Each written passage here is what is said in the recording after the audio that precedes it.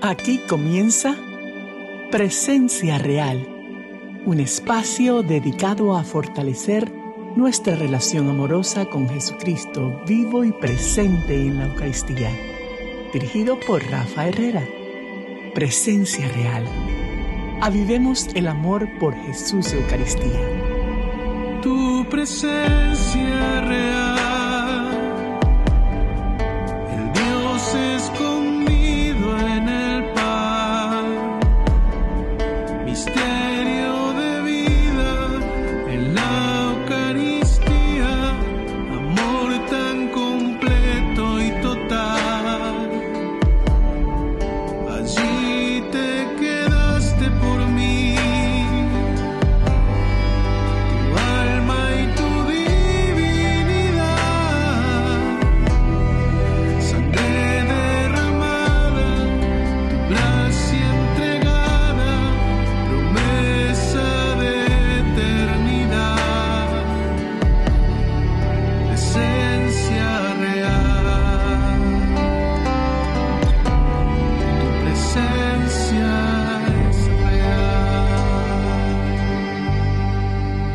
Estamos transmitiendo por Radio Paz 830 96.1 FM y también por Inmaculada Radio y TV. Hoy tenemos un programa muy interesante como cada martes y nos acompaña un sacerdote colombiano muy especial y ya vamos a conocer bastante de él, el padre Octavio Gómez. Buenas tardes, padre. Buenas tardes, Rafael. Felices y gracias, padre, por su tiempo. Sé cómo es el tiempo de los sacerdotes y gracias por ese sí para ayudarnos y apoyarnos en esta evangelización. Con todo gusto. ¿Me puede hablar un poquito de usted, padre? Bueno, yo soy sacerdote de la Arquidiócesis de Medellín. Fui ordenado hace 20 años. Ejercí como párroco en Medellín, después como formador del seminario en Valledupar, en Colombia.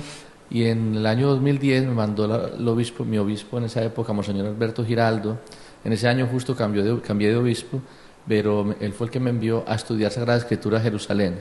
Entonces estuve en Jerusalén estudiando Sagrada Escritura en un instituto que se llama Studium Biblicum Franciscanum. Entonces ahí estudié Biblia y Arqueología, Ciencias Bíblicas y Arqueología.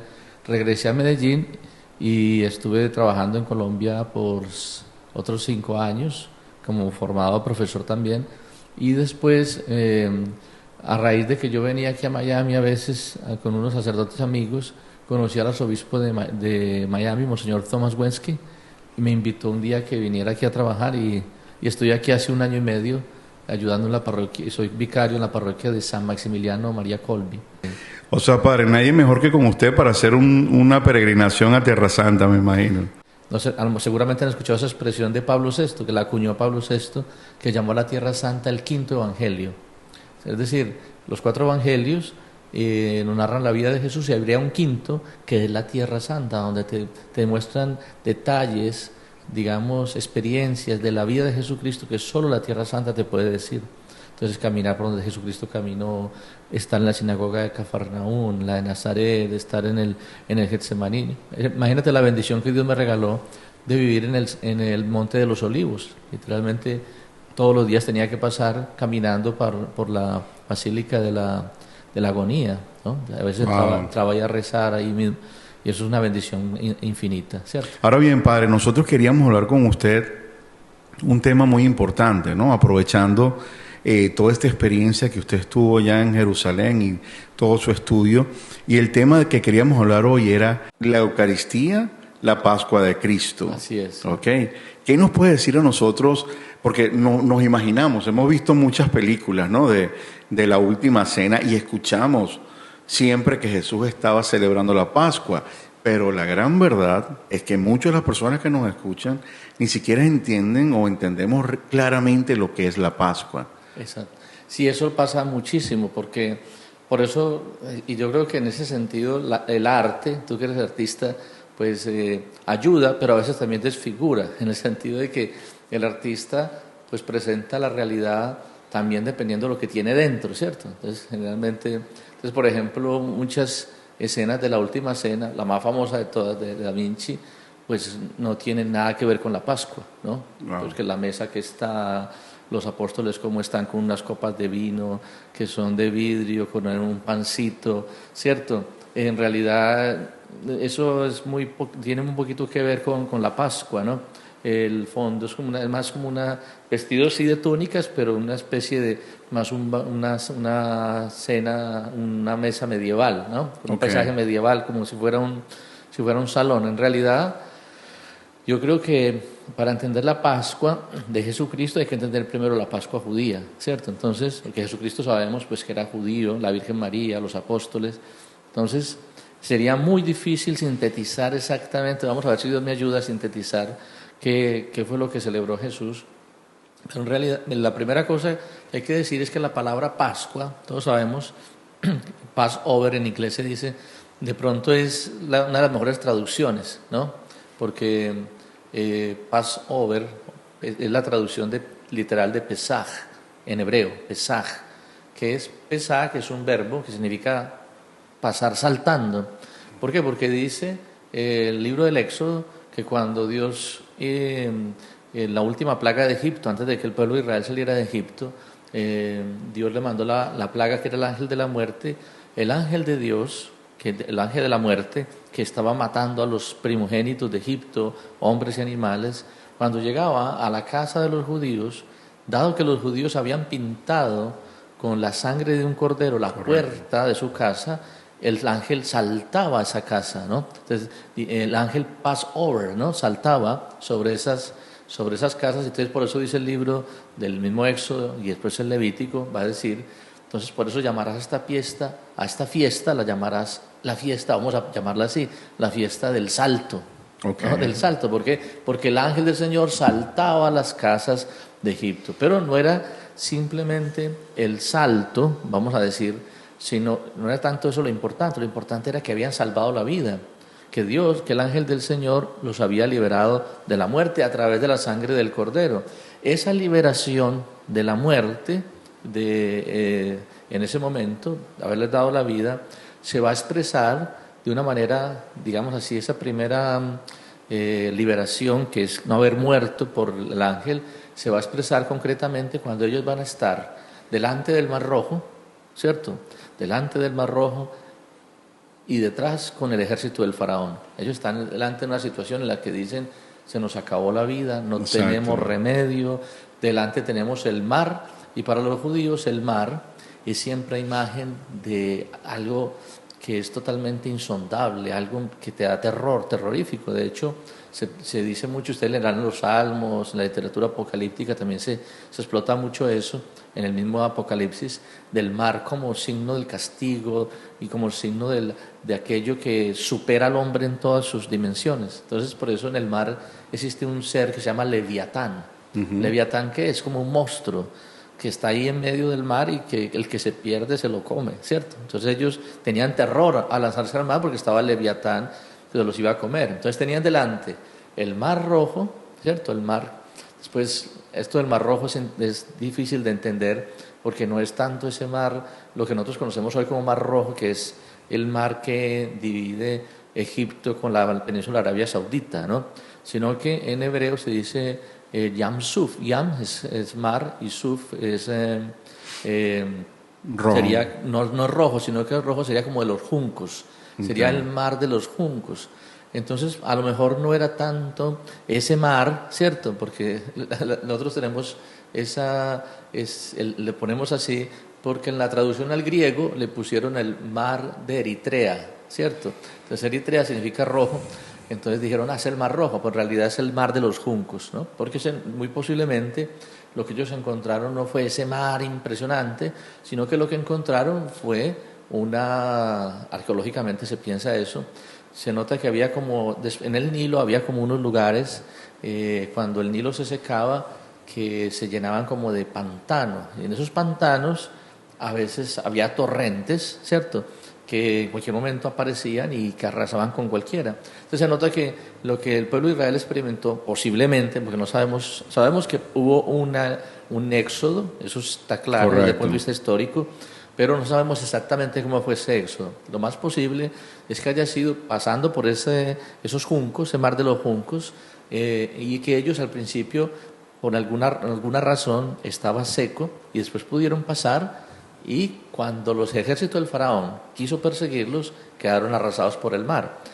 Independientemente de cómo haya sido históricamente, que seguro es un acontecimiento histórico, es muy importante entender que la Biblia está hecha de acontecimientos históricos, pero narrados desde una perspectiva de fe, ¿cierto? Claro. O sea, no es que no pasó. Eso es muy importante entenderlo cuando vas a la Tierra Santa, porque la gente a veces piensa que no, hablas con un arqueólogo y te dice, no, dice la tradición que aquí posiblemente nació. No, en realidad cuando la iglesia dice tradición, te está diciendo algo que está muy bien fundamentado, claro, en la historia, en los documentos, en la arqueología. Entonces, esto para decir que el pueblo de Israel pasó y ellos dijeron, esta es la Pascua, el Señor pasó por nuestra vida, nos hizo pasar como la muerte de esa esclavitud, ¿cierto? No solamente de la muerte de la vida, de que éramos unos esclavos, no éramos ni pueblo, no éramos nada, y nos hizo pasar al otro lado del mar, y por eso cantaban, y por eso exaltaban, mi fuerza, mi poder es el Señor. Y ese acontecimiento de la Pascua, del Éxodo, va a ser el acontecimiento fundante de la fe de Israel. Ahí Israel se constituye como pueblo, a Israel conoce a Dios, y después eso se va a ir desarrollando, no solamente en el periodo del Éxodo propiamente, que sería todo el desierto, hasta llegar a la tierra prometida, que es como un segundo Éxodo, un segundo pasaje, un segundo pasar, porque sobre todo cuando pasan el Jordán, es constantemente un pasar de la muerte a la vida, de la esclavitud a la libertad, de la angustia a la felicidad, de las cosas que te oprimen, podríamos decir así, de la maldición a la bendición. Entonces, el pueblo de Israel, si usted lee en el Levítico, dice, celebrarás la fiesta de esta fiesta de Pesaj, y cuando tu hijo te pregunte, papá, ¿por qué celebramos esto? Y es muy importante para los judíos todavía hoy, la pregunta de los niños. Inclusive hay un ritual que se llama Seder Pascual, que todos los judíos lo tienen, que es como donde aparece qué es lo que se tiene que hacer, cómo tiene que rezar el padre, cómo tiene que rezar, y aparece, por ejemplo, cómo se debe disponer la mesa, etc. Entonces, leyendo ese ritual podemos entender cómo celebraban la Pascua. Entonces, es muy importante, dice el libro del Levítico, cuando tu hijo te pregunte, ¿por qué hacemos esto? Tú le dirás, esclavos éramos en Egipto, y el Señor tuvo compasión de nosotros y nos sacó con brazo poderoso, con mano fuerte, con brazo extendido, y nos llevó a la tierra. Y entonces ellos, acuérdate de esto. Ese recordar, en hebreo se dice sicarón. Eso es muy importante. Eso es como la clave de lo que voy a decir. Sí. Este sicarón, en hebreo se dice, en memorial, que nosotros traducimos como memorial, en griego se dice anamnesis, ¿no? El sicarón para los judíos es, así como el Señor en aquel momento tuvo un brazo extendido y una mano fuerte para acabar con el faraón. Por eso fíjate que el faraón, es muy importante la figura del faraón en el relato del Éxodo, porque el faraón es imagen de los dioses del mundo. El faraón era un dios. Correcto. ¿No? Entonces por eso uno dice, pero ¿por qué se encarniza Dios con el faraón? No es que se encarnice, es que es una manera de decir, los dioses del mundo son falsos, no pueden salvar, ni siquiera pueden salvar a su hijo, ¿no? Uno se podría escandalizar, ¿cómo es que Dios mata, digamos así, manda a su ángel a que mate a los niños? No, es que los ídolos no pueden salvar ni siquiera a la propia familia. Fíjense que interesantísimo ese concepto, porque un padre de familia, digamos hoy por hoy, tú como papá sabes muy bien eso, tú puedes a tus hijos enseñarles dos cosas, solamente dos caminos para vivir: el camino del amor al dinero y el camino del amor a Dios, ¿cierto? Porque la mayoría de los padres enseñan a los hijos a vivir de los ídolos del mundo, el éxito, el placer, que tiene como suma de todo el dinero, ¿cierto? Entonces por eso tienes que ser ingeniero, arquitecto, o tener algo que te guste pero que ganes buen dinero, correcto, ¿cierto? Porque eso es lo que te va a hacer feliz, o el placer, lo que te guste. Estamos hoy en día delante de otro ídolo que se llama el placer. Todo lo que te dé placer es lo que te hace feliz. Esos ídolos son falsos. ¿Por qué son falsos? Como ese faraón, que no solo no te hacen feliz, primero que todo, porque son falsos, no te pueden dar la felicidad, y segundo, no te preservan la vida. No te pueden preservar la vida porque son limitados. Tienen ojos y no ven, tienen boca y no hablan, no tiene voz su garganta, dice el Salmo, ¿cierto? Hablando de los ídolos. Entonces, ¿qué es lo que es el Señor? El Señor es aquel que sí tiene el poder, el único que tiene el poder para sacarnos de aquellas situaciones, de aquellas dificultades, de aquellos sufrimientos profundos del alma y del ser, y también inclusive hasta físicos, un problema económico, una situación de esclavitud. Y entonces, ¿qué celebran los judíos a partir de ahí en esa Pascua? Cuando estaban en el exilio, era importantísimo la Pascua y todo el año litúrgico, porque la Pascua no es solamente ese día del Pesaj. La Pascua, digamos, si tú quieres, se extiende a todo el año litúrgico, porque ellos tienen varias fiestas que tienen como su centro la Pascua. Entonces, la Pascua, Pentecostés, y al final está otra fiesta bellísima, que es la fiesta de los tabernáculos que están celebrando en estos días. Muy bien, es todo un camino de éxodo, ¿cierto?, hasta llegar a la tierra prometida. Entonces, eso fue fundamental para Israel, porque eso fue lo que hizo que ellos en el exilio, celebrando como familia, una vez que el templo fue destruido porque ellos fueron exiliados, todo pueblo que haya sido exiliado ha sido destruido. No hay ninguno que se haya recuperado del exilio. ¿Qué retuvo a Israel en su fe? ¿Qué les mantuvo unidos? Ese sicarrón, ese memorial, ese vivir la Pascua. ¿Por qué? Porque ellos decían, así como el Señor fue fuerte para sacarnos de Egipto, también es fuerte hoy para volvernos a nuestra tierra. Entonces ahí tienen los profetas, que los profetas le dicen al pueblo, os traeré de entre las naciones, os reuniré, os sacaré de vuestros sepulcros. Entonces cada vez que Israel celebra la Pascua, ellos dicen esto, hoy esclavos en Egipto, mañana libres en Jerusalén. Entonces eso se aplica a todo. Entonces se aplica no solamente a una situación económica o social, se aplica a una situación familiar, un problema grave con un hijo, un problema grave en el matrimonio, ¿cierto? Donde Dios está pasando para ayudarte, para rescatarte. Entonces eso es básicamente lo que celebra Jesús, ¿cierto? Él celebra la Pascua como judío que era. Entonces él se sienta allá con sus discípulos, por eso muchas veces escuchamos el Evangelio de Juan que dice, ¿cuánto he deseado celebrar esta Pascua con mis discípulos? Y es muy interesante el Evangelio de Lucas, que le dice, los sinópticos, pero sobre todo el de Lucas, que le dice, ¿dónde vamos a celebrar la Pascua?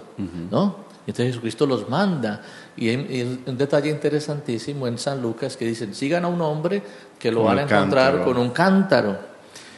Es muy posible que ese hombre que llevaba el cántaro sea un esenio. ¿Quiénes eran los esenios? Los esenios eran una secta que vivía en los tiempos de Jesús, que eran célibes, no tenían mujer, porque quien la encargada de llevar el agua era la mujer. Entonces, ¿por qué un hombre llevaba el cántaro? Porque seguramente era esenio. ¿Y dónde fueron a celebrar? Conocemos el lugar, que lo vas a visitar ahora. Se llama el cenáculo. Ahí están los restos. No es exactamente el lugar, porque ustedes saben que Jerusalén en el año 70, 135 propiamente, fue destruida totalmente. En el año 70 el templo y posteriormente en el 135. Pero ahí están los restos de una sinagoga de la época de Jesús. Y es muy particular que seguramente ahí no tendría por qué haber una sinagoga porque estaba el templo. Entonces, si hay una sinagoga, quiere decir que eran personas que tenían como una especie de creencia particular, estaba en el lugar de los esenios, de lo que se llamaba el barrio de los esenios, y todo apunta a pensar que era donde se reunían los primeros cristianos. O sea, entonces ahí se sentó, ahí todo apunta, los documentos, como digo, los restos arqueológicos, hay un estudio. Todo lo que estoy diciendo yo está basado en estudios. Correcto. Que habría que dedicar un programa para hablar de cada cosa. Pero entonces, ¿qué hicieron? Se ve que tenía un segundo piso, porque se dice que Catalima, se dice en griego, subieron al segundo piso, y entonces, ¿cómo organizaban la Pascua? Primero que todo, está el lavatorio de los pies, que no era obligatorio, pero muy posiblemente era una purificación que hacían antes de la cena propiamente. Entonces se lavaba los pies Jesucristo a los apóstoles, por eso lo hacían ya los esenios, se purificaban para la cena, que era una cena sagrada, y en esa noche, siempre la Pascua, todavía lo tenemos, empieza con una bendición, con una copa se llama la copa de la bendición. Y después son 4 copas. Por eso el Evangelio de Lucas es muy importante, que mucha gente se queda como diciendo, pero bueno, ¿por qué en el Evangelio de Lucas dice así? Dice, Jesucristo en la última cena tomó la copa y dio la bendición, luego tomó el pan, ¿no? Dio la bendición, lo partió y le dijo a los discípulos, tomad y comed, este es mi cuerpo. Y luego tomó el cáliz, ¿no? Y uno dice, pero bueno, ¿no había tomado ya el cáliz? Porque es que son 4 copas. Y de los Evangelios no nos hablan sino... Los sinópticos no nos hablan sino de una sola copa, los Marcos y Mateo, y San Juan no tiene el relato de la última cena. Entonces, pero en realidad se sabe que existían, y todavía lo celebran así, 4 copas. Entonces, y celebraban también, hay una parte muy importante dentro del ritual que hacían, era el panásimo. Además, no era solamente el pan era uno de los aspectos más importantes, pero lo primero que tenían eran unos signos que eran como un huevo que significaba la dureza del faraón, unas hierbas amargas, una salsa como picante roja que significaba los ladrillos que habían hecho en Egipto, y luego el pan que tenía que ser ácimo porque era el pan de la prisa, y ese pan se tapaba. Entonces se pronunciaba la bendición sobre el pan, y una vez que se pronunciaba la bendición sobre el pan, se hacía el recuento del Éxodo. Ahora, pero sí todavía hoy los judíos en ese rito de esa celebración pascual bendicen el pan y el vino, pero con un significado completamente... Exactamente, el significado de ellos es recordar la salida de Egipto que se actualiza hoy, ¿cierto? No es que ellos dicen que solamente, no, este concepto de sicarón es muy fuerte en ellos, es Dios que nos está ayudando, si no nos entendería cómo el pueblo soportó, por ejemplo, Auschwitz, cómo el pueblo de Israel soporta que ha sido un pueblo perseguido. Eso del pueblo, ser el pueblo elegido tiene con su complicación. Un precio alto. Porque es un pueblo, hoy por hoy, es el único pueblo que como pueblo, no como país, como pueblo tiene un peligro de extinción. Porque, por ejemplo, Irán ha jurado eliminar a Israel del mapa de la tierra. Y por eso ellos quieren, bueno, un tema para otro día. Jesucristo, cuando celebraba esa Pascua, no era un judío más, era el Hijo de Dios, era el verdadero Cordero. Y con esa Pascua Jesucristo sabía una cosa, que esa Pascua que él estaba celebrando en esa última cena era el comienzo de una realidad que se iba a desarrollar en ese mismo instante, según minutos después, pero como en Dios no hay tiempo ni entonces el mismo concepto de sicarrón no existe, o sea, lo que Dios hace ahora se perpetúa por siempre. Entonces, en ese mismo instante que Jesucristo está partiendo el pan, él dice, este pan ya no es más la esclavitud de Egipto, este pan es mi cuerpo que será entregado por ustedes. Entonces, a mí una de las cosas que mejor me parece que explica la presencia real de Cristo en la Eucaristía es, si quieres a nivel artístico, es la película de la Pasión de Mel Gibson, porque cuando Cristo está en la cruz, él tiene como un, ¿cómo se dice? Backlash se dice, ¿no? Tiene como un recuerdo de lo que estaba celebrando, pero no es un recuerdo, es que él está diciendo, eso que celebré yo allá es el comienzo de esto que estoy viviendo yo aquí, mi cuerpo, y muestran el cuerpo de Jesús totalmente entregado, destrozado, y después esta es mi sangre, y entonces toma el vino, y cuando toma el vino que está cayendo, que está derramando vino, vuelve a la crucifixión y está cayendo sangre por los pies de Jesús, por chorros, ¿cierto? Esta es mi sangre. Entonces está diciendo, este cuerpo mío y esta mi sangre es el verdadero Cordero que se ha entregado para que el mundo sea libre no solo ya de una esclavitud física, no solo ya de un problema físico, sino de la esclavitud fundamental, que es el pecado. El verdadero faraón del ser humano es el pecado.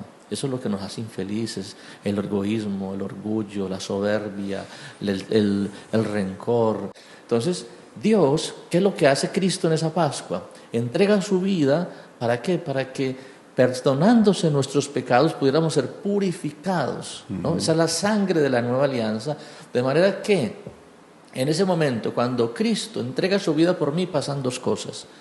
Primero, se me perdonan los pecados, que eso es grandísimo, o sea, eso es inmenso, pero eso no es suficiente, porque vuelvo a pecar.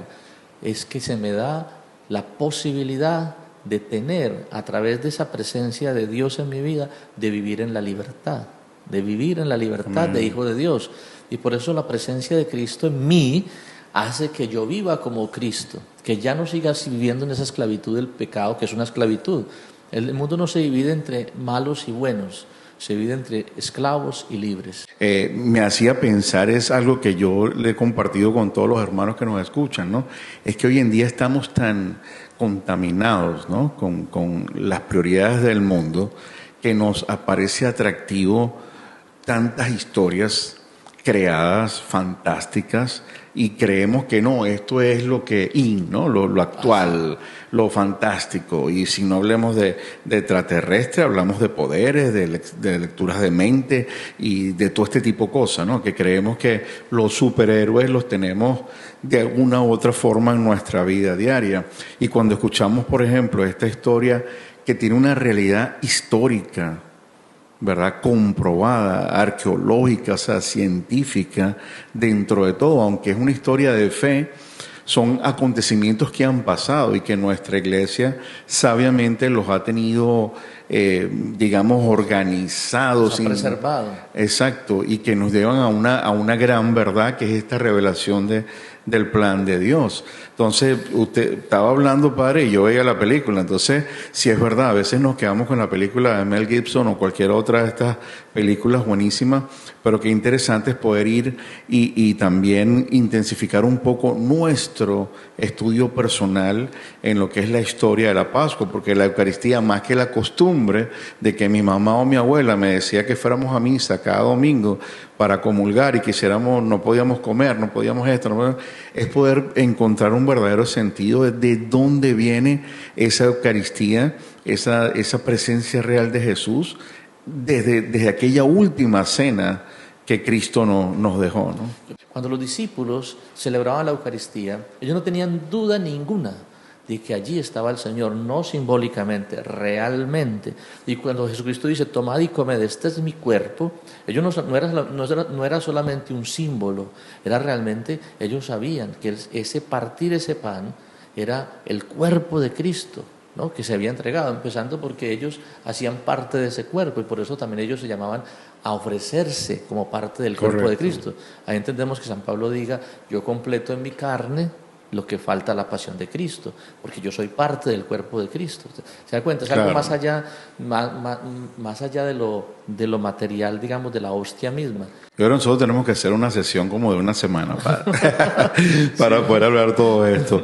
De verdad, gracias por todas estas cosas que nos comparten. Estoy seguro que a muchos es alimento para poder llegar en esa búsqueda, porque sé que hay muchas de las personas que nos escuchan que están en esa búsqueda de que, yo voy entendiendo, pero quiero realmente sentir la presencia real de Jesús, y estoy seguro que todo lo que nos ha compartido va a ayudar mucho a eso. Y si no, los va a confundir y los va a invitar a también dar más adelante, porque hay mucho, nosotros decimos en el equipo de Presencia Real que tenemos la bendición, en la mayoría somos venezolanos, que es puro lomito, ¿no? Esa mejor parte de la carne que nos hace realmente, nos brinda alimento.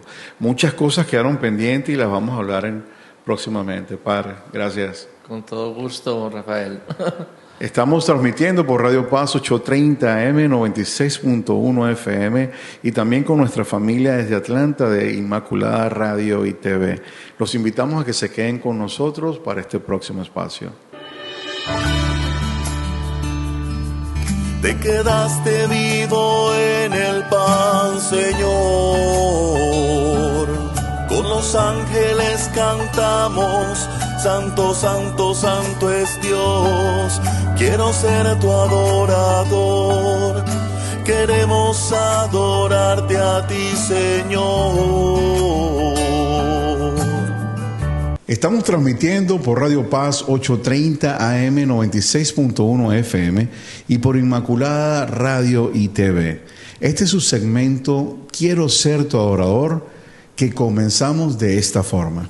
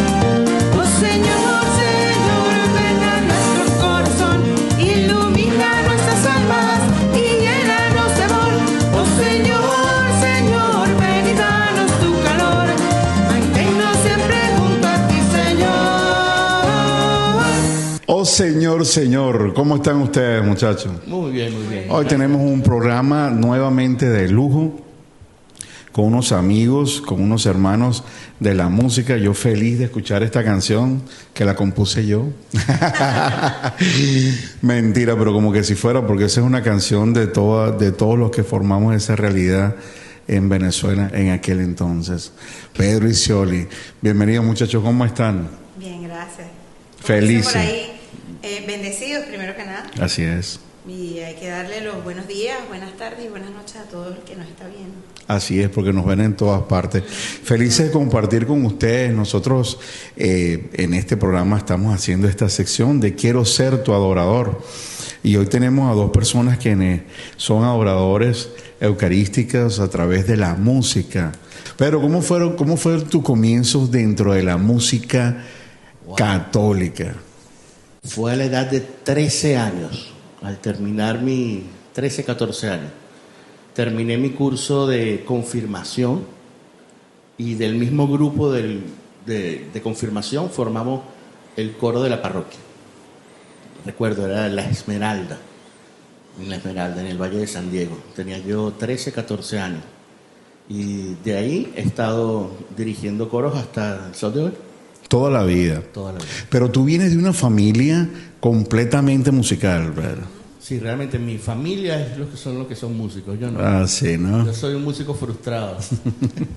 Pero sí, mis hermanos. Estoy seguro que mucha gente que nos ve, que somos de la misma ciudad, aquí está Pedro Taiza, uno de los Taiza allá de Valencia, de la música. Scioli, usted, cuéntame tú. Bueno, te cuento que yo también comencé como a los 12 años cantando en una parroquia en Caracas, pero fue poquito. Después ya como a los 19 años ya sí me inserié un poquito más en la música y estuve varios años, bastante tiempo cantando en mi parroquia, en La Boyera. Allá en Caracas. Ok. Ahora, el caso de Somos Iguales, un grupo de música católica realmente que revolucionó la música católica en toda Venezuela en los años 80, ¿no? Sí, ellos se formaron en el 79. Y digo ellos porque yo comencé a formar parte prácticamente de la tercera generación. Mi hermano, el mayor, fue invitado a participar en Somos Iguales. Y después de él arrastró a mi hermano, el tercero, y a mi hermana, que es la cuarta. Yo soy el menor de todos. Yo no tenía edad para entrar en el grupo, pero yo estaba ahí, siempre iba a los ensayos, era como la mascota del grupo. En el grupo no se podía entrar sino a los 18, creo, te había que ser mayor de edad. Pero ya yo los conocía desde que tenía como 12 años y no aguantaron la mecha y me dejaron entrar a los 16. Creciste ahí con sí. Somos Iguales.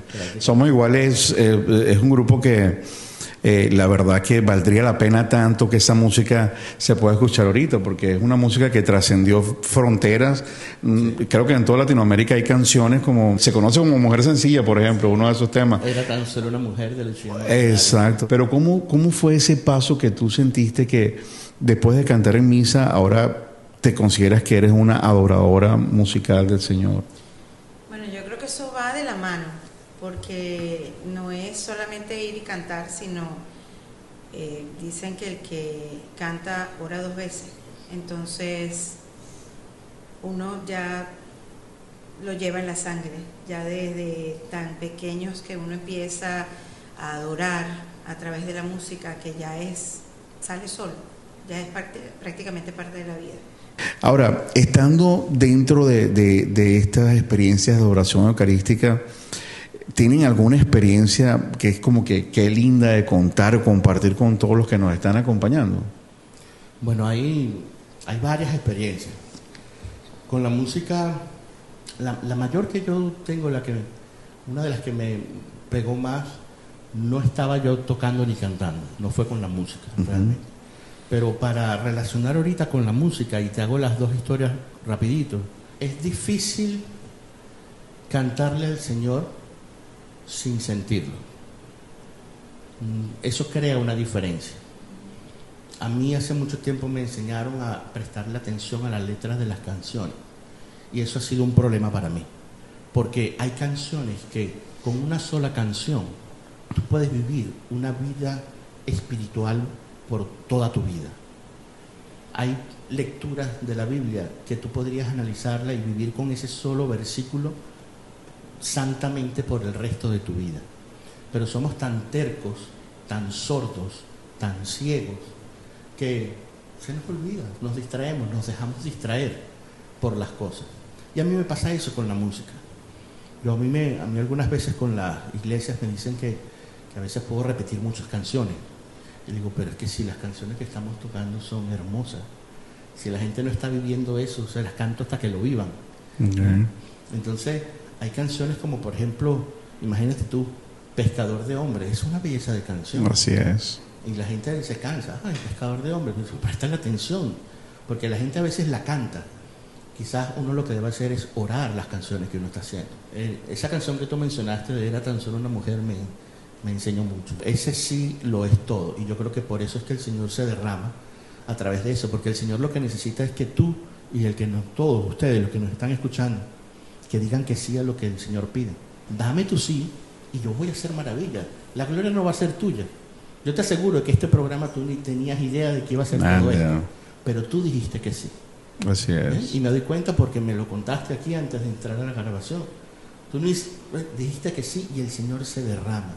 Y el Señor cuando hace las cosas las hace bien. Él lo hace todo. Sabes que nosotros en este programa, siempre lo digo, una de las cosas que más nos impactó o nos impulsó a realmente compartir este espacio fue esa encuesta del 70%, del 30%. Sé que todos los que nos están escuchando saben que siempre la estoy nombrando, y no por ver la parte negativa, sino por un poco concentrarnos en que es momento de despertar.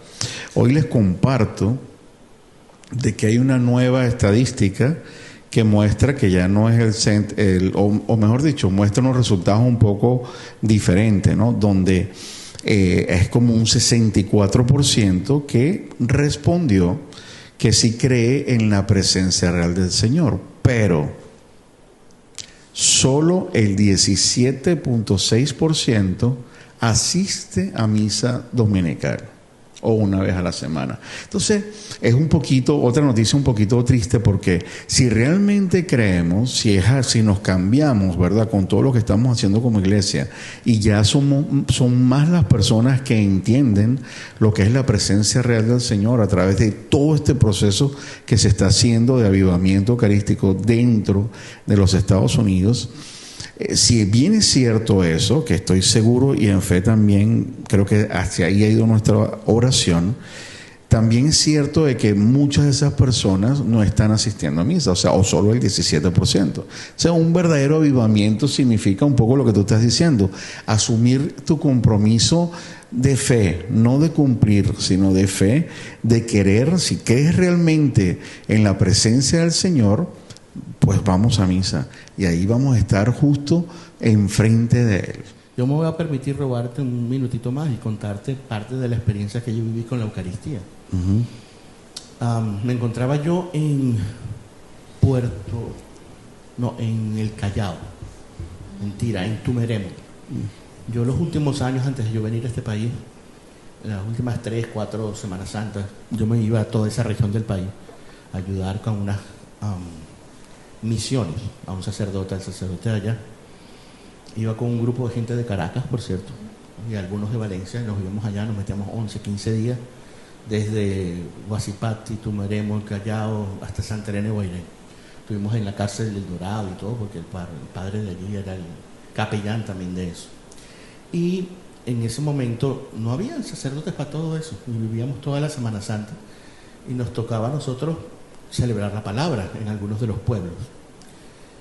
Y recuerdo que estaba yo haciendo la celebración de la palabra, y en el momento antes de ir a repartir la comunión, ¿no?, donde yo voy a sacar el sagrario, voy al sagrario y saco las hostias ya consagradas, en ese momento lo pongo en el altar y me arrodillo ante él y me paro.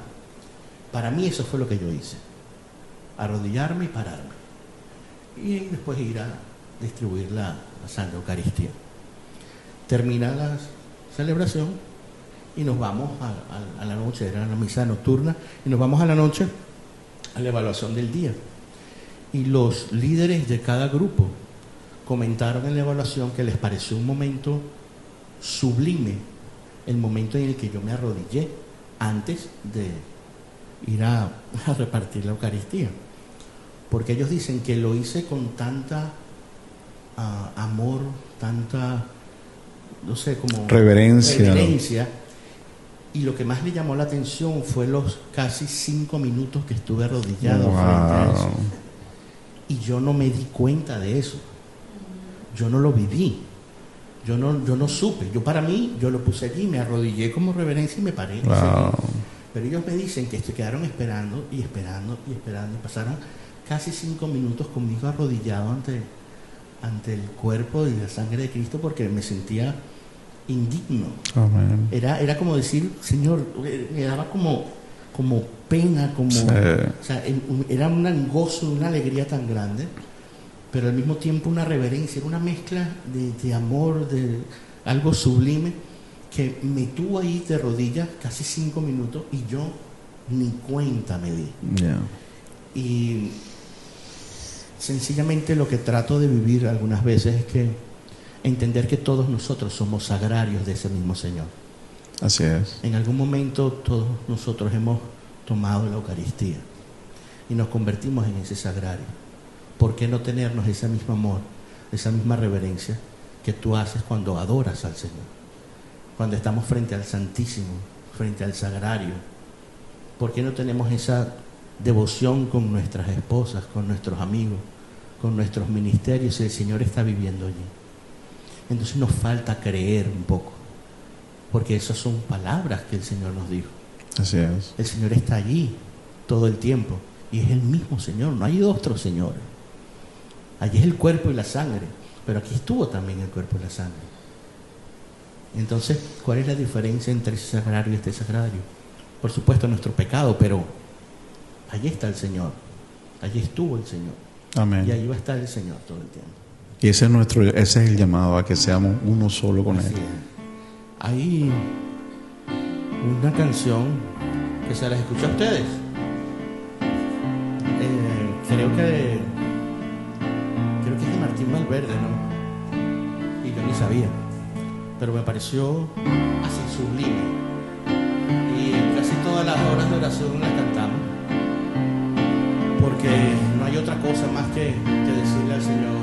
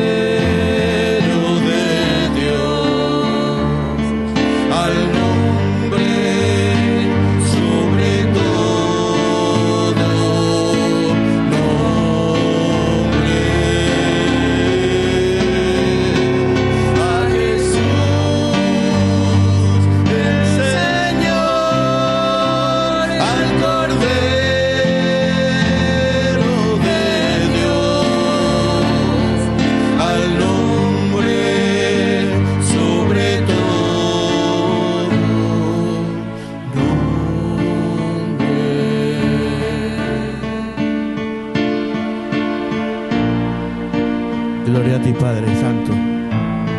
Alabado seas, Señor. Bendito y alabado seas, Padre Santo, por haber puesto tus ojos en nosotros, siervos indignos, Padre Santo. Aquí estamos devolviendo tus talentos para tu gloria, para bendecirte, para alabarte, para adorarte. Nosotros también te amamos, Señor. Gloria.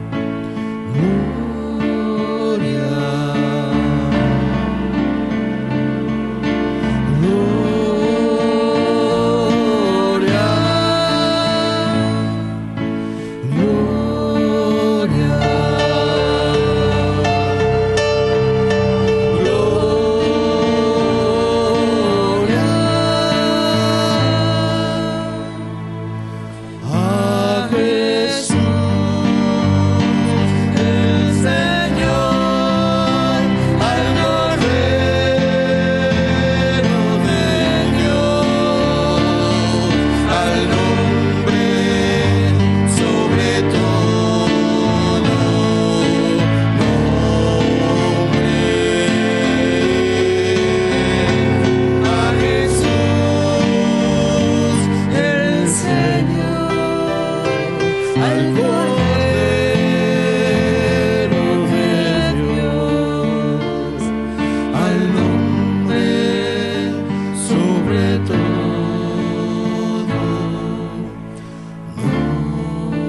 nombre, al nombre sobre todo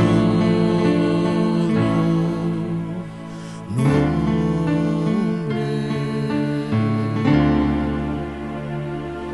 Alabado sea, Señor.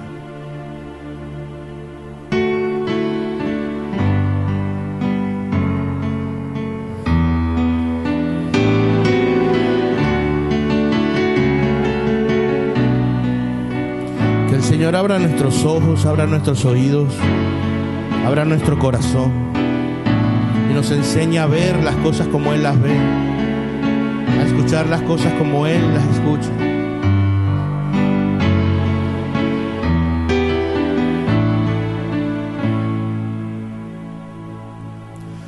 Abre mis ojos,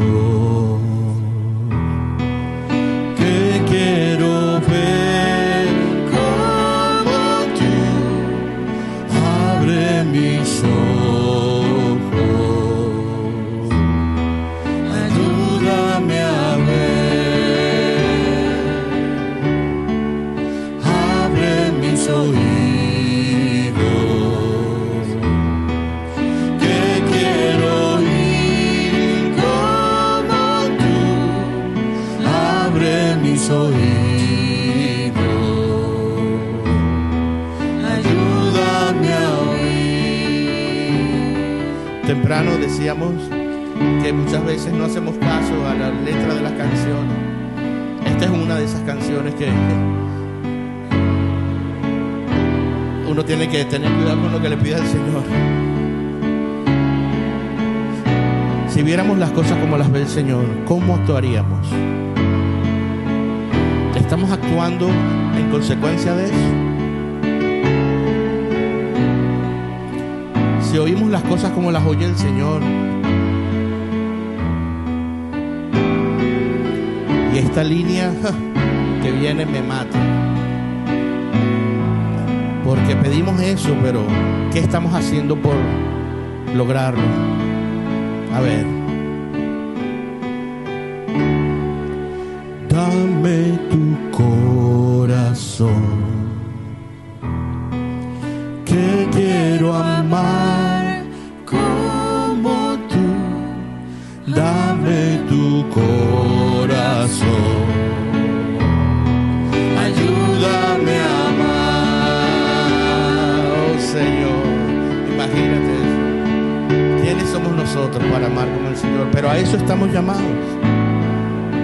Señor Padre Santo, danos la fuerza, danos la sabiduría, danos tu gracia para poder ver como tú. Alabado y bendito seas, Padre Santo, porque estamos aquí adorándote, alabándote, sin ser dignos ni siquiera de acercarnos a tus pies. Ojalá algún día pudiéramos decirte así como dice esta línea de la canción: ven y descansa en mi corazón, ven y descansa, te aliviaré.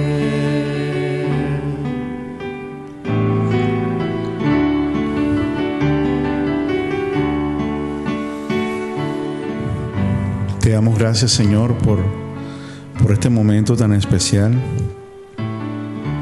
donde estamos reunidos en tu nombre.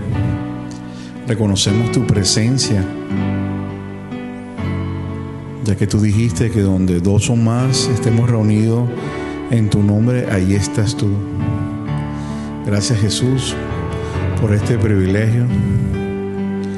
Gracias, Señor, por el don de la amistad, de la hermandad, por hacernos una sola iglesia, Señor, en tu nombre.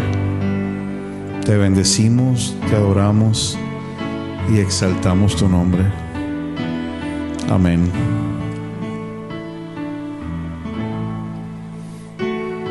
Amén. Gracias, muchachos, de verdad que nuevamente súper honrado de su visita aquí en nuestro programa. Esperamos que esta no sea la primera y la última, que nos volvamos a ver pronto aquí en una adoración. Ojalá así sea. Este fue su espacio, Quiero Ser Tu Adorador, y queremos invitarles una vez más, a animarles. Den el paso, anímense a acercarnos más a Jesús. Este es Rafa Herrera, seguiremos orando por cada uno de ustedes y nos vemos la próxima semana. Un abrazo, Dios les bendiga.